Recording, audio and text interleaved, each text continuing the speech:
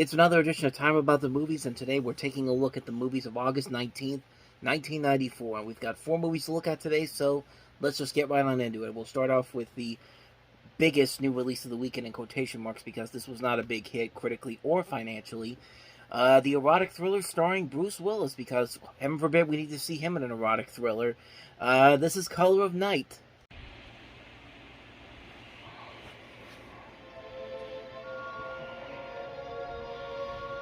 Today I'd like to focus on a most enlightening and challenging topic. Sex. More or less. I know what kind of a force group can become in your lives. You tell things here. Intimate things. In the heat of passion. Why would you be ashamed of being a shrink? I told you I was a shrink. Dr. Bill Kappa is about to learn things he never knew.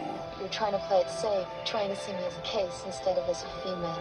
About human desires. One of my patients was killed last night. He was stabbed in the chest 38 times.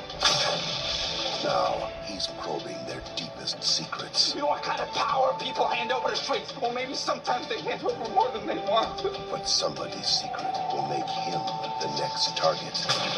Tell me about this Monday group. There's 5 patients in the group. Like 5 cuckoos? No. 4 neurotics of varying degrees and 1 killer. He's being drawn deeper. I don't really know who you are, what you do. You have all the power. Into a world he can't explain. You've fallen into a trap. A hunger he can't resist. Oh, God, I'm not who you think I am. And a danger he can't escape. Whoever it was a maniac. You think it could have been a woman? You know what I think? I think it was you. People are getting killed around here. You understand that? Run! Somebody tell me!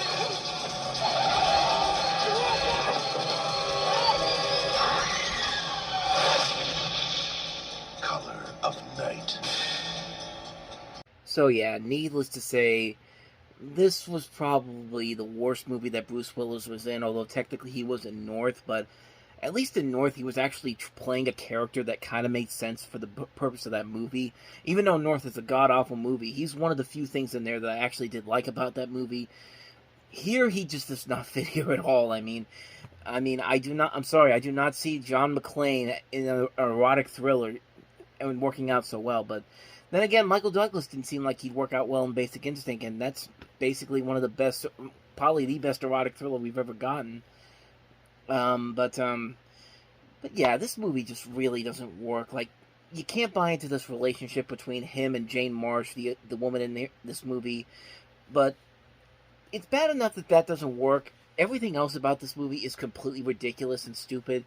This has way too good of a cast to be in this movie. You got Leslie Ann Warren, Brad Dourif, Lance Henriksen, Scott Bakula, Ruben Blades in here, and that'd be bad enough. But it gets even stupider. Like you see in the trailer, like the person who supposedly is the killer is using the thing with the cars in the back to try to kill Bruce Willis's character. And it's just like, when Bad Boys 2 makes that look more realistic than this movie does, that's a problem. And you can kind of figure out what the twist is going to be at the end, and it really does not work. It's a movie that's just all over the place. It's sloppy, it's lackluster, it's not enjoyable on any level, shape, or form. It's a terrible movie. It's a movie that's just so bad. This director hasn't directed a movie in 14 years, and you can kind of see why, because this is not very good. Like, even the sex scenes in this movie are not that great. I mean, Maxim Magazine singled this film out as having the best sex scene in film history. I can think of many other movies that had better sex scenes than this movie does. Like, you cannot buy into this whatsoever. It's a movie that's just very sloppy, all over the place, trying to sell you on TNA, which is not really all that good. It's just a mess. It's a mess on so many levels. Avoid this movie like the plague. It's definitely one of the worst movies from '94. Color of Night, just an awful movie. Let's see if we can turn the tide around with a much more family-friendlier movie than this movie is, and I say that on so many levels because this one is actually made for families. It's Andre. Keep Walter Pigeon, to love, honor, and obey as long as forever and ever.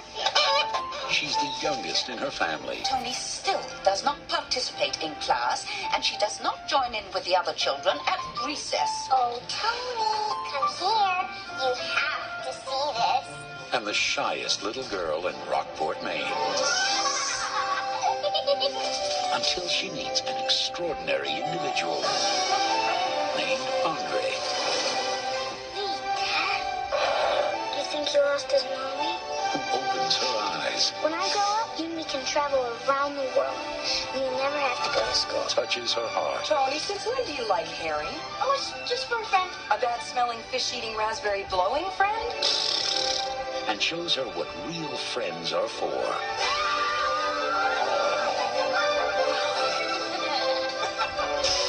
I love you. Andre, come on in. The water's fine. Got a seal for a pet. I just wanted to get him stronger. Then back to the wild he'll go. Why let him go, Harry? Make great lobster bait. I'd say this constitutes captivity, Mr. Whitney. He's my best friend. Me and him are best friends. We're gonna take your animal and you're gonna be the one in captivity. No.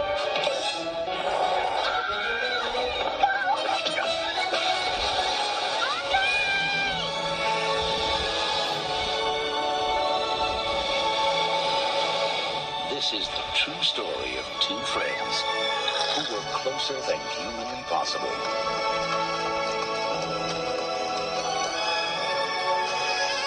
Andre.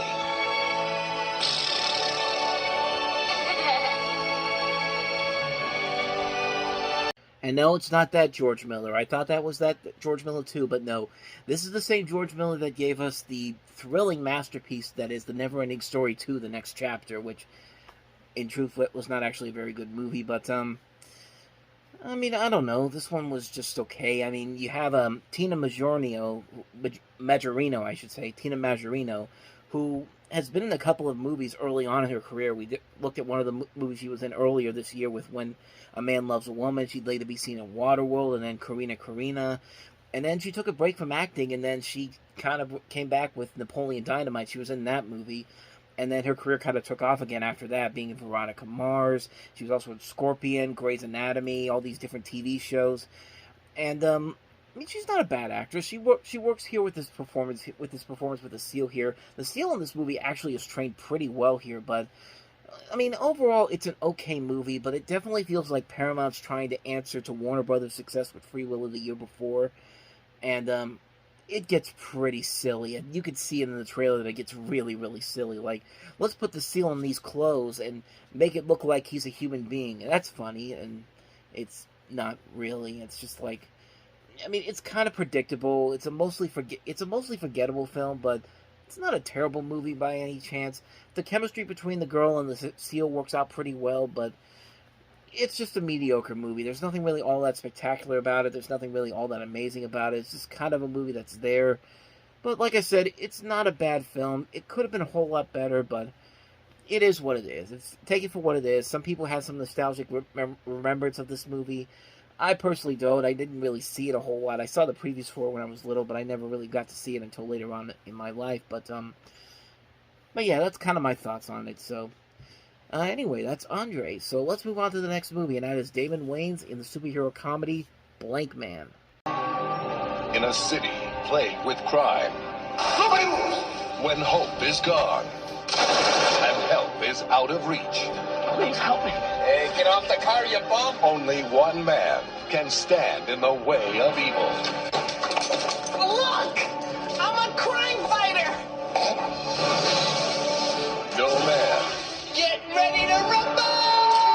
has ever been so bold. No crime fighter so brave. Want to try it again, pal? Why don't you shoot him in the head? Yeah! Shoot him in the head! Uh-oh. Save yourself. There's no point in us all dying. I'll never forget you, my love. And no crusader has inspired so many. It's a big world, and we all have to do our part. Columbia Pictures presents I have to make the world a safer place for my children. You got to be with the woman first! You a virgin! Well, Damon Wayans, please, call me Blankman. Blankman. Now, stand back.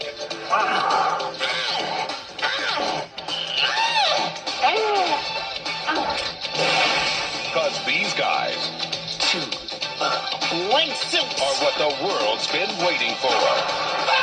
Did you find a bomb? Yeah, but not the one we're looking for. David Wayans, Hang on, I'm coming down. We're gonna have to deliver this baby. Can't do that. We'll have to see her thing.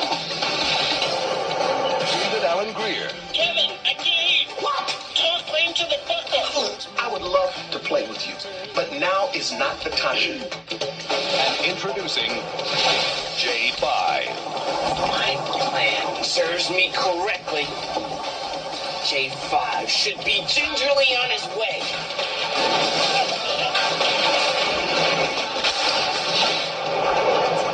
Blankman, Slapped me around and called me Susan. I warned you, Susan! Boy, thank God for Blade and Black Panther, because I gotta tell you, black superheroes in movies did not get off to the strongest of starts with this, and then the year before we had The Meteor Man. And, I mean, this movie really does not work. I mean, Damon Wayans can be very funny, and so can David Alan Grier. This has a great cast overall when you really look at the list here. You've got Damon Wayans, you got David Alan Grier, John Polito, Robin Givens, Jason Alexander, Lynn Thigpen, Arsenio Hall's in here, Tony Cox has a cameo in here as Midget Man. There's a lot of potential here for something really funny, but it just doesn't really go that far. It tries to play it a little too safe, but also try to be a little bit too risque. And you can't really make this movie work with Damon Wayans playing this character here, who's kind of nerdy, but also kind of acts mentally challenged too. Like it's hard to really laugh at this because I really don't know what he's trying to do with this role here, and you see some of the jokes in there. They're not really all that clever. Most of them are just kind of mediocre. Sometimes there'll be a good joke here or there. Like I like the part where they show in the trailer where J5's going down the steps and he completely falls, and he falls completely all over the steps and all that. That stuff like that's kind of funny, but like the attempts at gross out humor is kind of lackluster. And this director Mike Binder has made so much better movies, so much far superior films, especially later on down the road with The Upside of Anger and then Reign Over Me. But this was a film that could have had potential, maybe with a better script, but it just didn't work. It's a film that's just kind of there. It's just like there's not really a whole lot there that makes it funny. It's not really all that clever. It kind of wastes a lot of these talented people, and I don't know. I just never really got anything out of it. This is another one of those movies I used to see the trailers for all the time when I was little, and there was just nothing there that really made me want to see this movie, honestly. And it took me a long time to actually watch it, but when I finally did, I finally realized that, yeah, there was a reason why I never wanted to watch this movie, because it really wasn't all that good. And it's a shame, too, because Damon Wayans has made some good movies, and we'll get to some of them at least later on down the road, but this one's definitely not one of them. So, yeah, that's a hard pass on Blankman. So, with that said, let's move on to the last movie, and that is Eric Stoltz and Julie Delpy in Killing Zoe. You in town for business? Yep.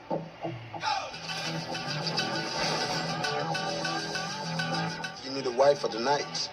Just tell me, I'll set it up.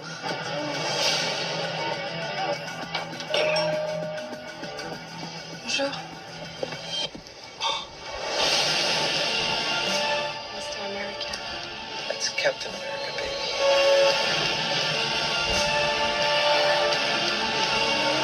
You're in town for business. What kind of business? This is where the real prize is. I can open it in 5 minutes.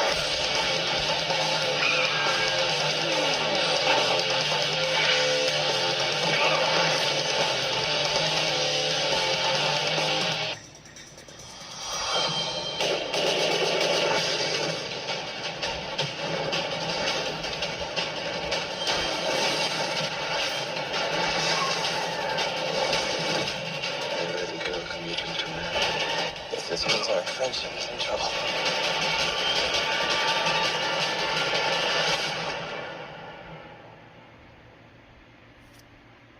So this is directed by Roger Avery, who you may know as the scriptwriter for both Reservoir Dogs and Pulp Fiction. When he became a director, he really didn't have a ton of good movies to his name. I think there's only one movie I ever really liked of his as a director, and that was The Rules of Attraction. And quite honestly, Pulp Fiction may have been his only real gem, because after this he wrote Silent Hill, which was not a good movie, and Beowulf, which was just a passable movie. But yeah, as far as the director, he doesn't really have a whole lot of good movies to his track record, and this one definitely isn't. Even though it does try very hard, it tries to have this kind of sense of what a Tarantino movie would be like. It's too mean-spirited for its own good. It's a movie that I think tries way too hard. Like, when Quentin Tarantino made a movie back then that was kind of like this, he had a sense of fun with it, but this one, you don't like any of these characters in this movie whatsoever. They're just kind of there to be stereotypes. They're kind of there to just be kind of mediocre. It's nothing but cliches and all that. You never really get invested in the story whatsoever, and you don't get invested in these two characters that you're supposed to be following, and it's just like, it just really didn't work. It's a movie that didn't really work on any level, and they actually made a semi-sequel to this later on down the road, which I never even heard of until recently. It's called Lucky Day, and that should probably tell you a whole lot about that movie, but I mean, really, there's nothing more that I can really say about this one. It's just kind of a mediocre film, nothing really all that exciting, and it's kind of a sum up of most of the movies this week. None of them really had a lasting impact, except either being not very good or just downright terrible. So, not a good week for the movies this week. So with that said, we wrap up another edition of Time About the Movies, and next time we meet, we'll look at the films that end August 1994, 5 of them to be exact, including Natural Born Killers from Oliver Stone and written by Quentin Tarantino. We also have Christopher Lloyd in the camp comedy Camp Nowhere, John Candy's last movie, Wagons East, Julia Sweeney in It's Pat the Movie, based off the SNL character, and also The Advocate. So we'll look at those movies next time, but until then, thank you very much for watching, and if you want to see more videos like this, please hit the playlist on the next page, check out the previous episode, and I'll see you guys tomorrow for another episode. So thank you for watching, I'll see you next time, and until then, as always, take care.